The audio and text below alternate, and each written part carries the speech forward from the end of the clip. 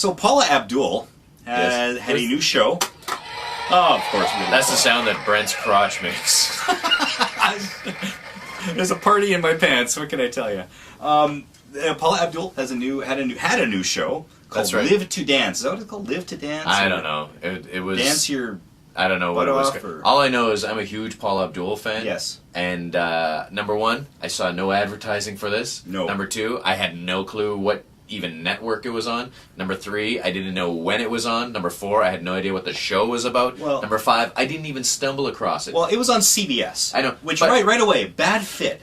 Because the network, CBS is a network which is basically devoted to, middle-aged guys solving crimes. Yes. It's like basically murder, and Letterman. Yeah, exactly. But the thing that was so bizarre was that I just thought to myself, if I'm a Paula Abdul fan, right? I think she's it probably goes back to my high school crush, celebrity crush when you're in high school, and I also think she's charming and a little bit crazy. Like, she's the type of girl that, when she had a reality show, you'd just be like, oh my god. If was some show. If all you had to do was, like, hang out and follow her around, but you didn't have to be, like, an employee of hers, it would be awesome. Because she's, like, just enough crazy that you're like, you can't? Really? You don't understand what the problem is, Paula?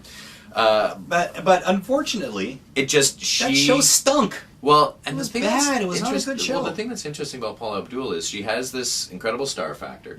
Everybody knows who she is. There's a segment of the population that absolutely loves her. But when it comes to her doing stuff one-on-one, horrible. It always bombs.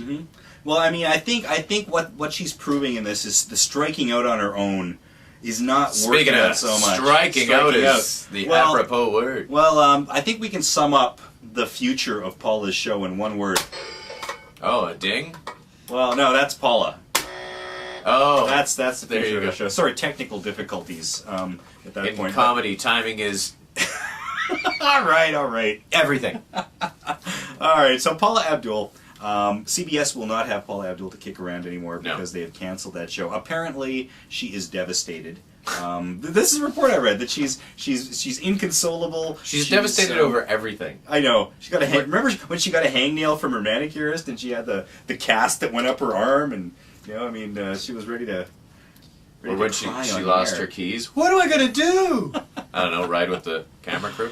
Well, I think if there's an opportunity to get her on the X Factor, they got to. I think it'd be fantastic. And Simon Cowell is smart, and he knows what people want and what people love. And to see Simon and Paula together, I think people would go crazy for that. And because basically, she is 4'9" of crazy. Yes. Okay.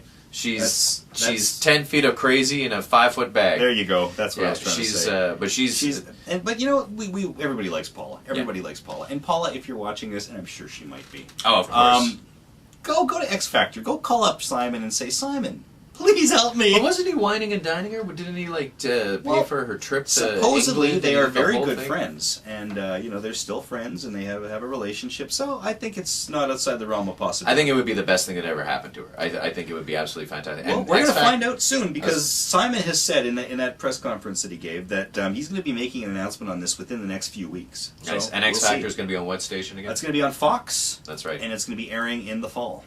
Which is, Fox is brilliant because they're going to have X Factor and American Idol. Right. So, they're not competing against each other, but at the same time, Simon wants to, he wants to just crush American Idol. But they kind of are competing against each other because Fox had always said for years, people would say, well, why don't you do American Idol twice a year? That's the way Survivor does, a fall edition, then a spring edition. And they said no, because if we do it once a year, it's an event. Yes. It's it's special. It works better for us. Now they're changing their tune, saying, we could do it in the fall, then we could do it again, and maybe we'll do it in the summer. Well, so I think what they're really, really, really thinking is that Idol is probably on the wane. Right. You want to have something just ready in place, and this is a much bigger show. It's their biggest star. Simon Cowell is Fox's biggest star, which is hilarious because did you hear the story about Simon Cowell when he first pitched American Idol? Yes, that was very funny.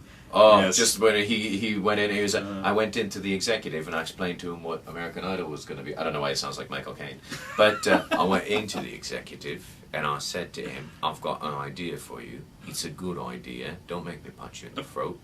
But apparently he told the executive what his idea was. The executive was like, "I am not paying money for people to compete in a glorified karaoke contest." And then he said, "Yes, but it will be stars." And then he said, "They're not stars now." And he's like, and then executive apparently told Simon Cowell, he said, "Get the hell out of my office." And Simon was like, "So you're saying you're interested?" And he said it was like 3 minutes, and then the guy threw him out.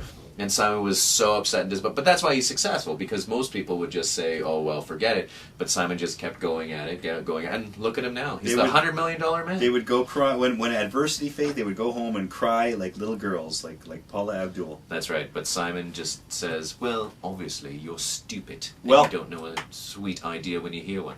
We have exhausted another podcast, so why don't you sign us out as Michael Caine? Oh, as Michael Caine? As Michael Caine. Okay, as Michael Caine. This is my favorite from the Michael Caine VHS tape on acting. Oh, I love that one. Remember, when you want to be powerful, you stare straight into the camera. Don't blink. Blinking breaks your power. But if you stare directly into the camera, you have power. This is, look at me. I'm going to punch you in the throat. No authority.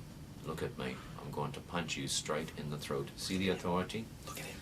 Okay, that's the actual. I've seen that Michael tape. Caine VHS, I've and seen he's that drunk tape. the whole time. Well, It's love beautiful. Michael Caine. It's beautiful.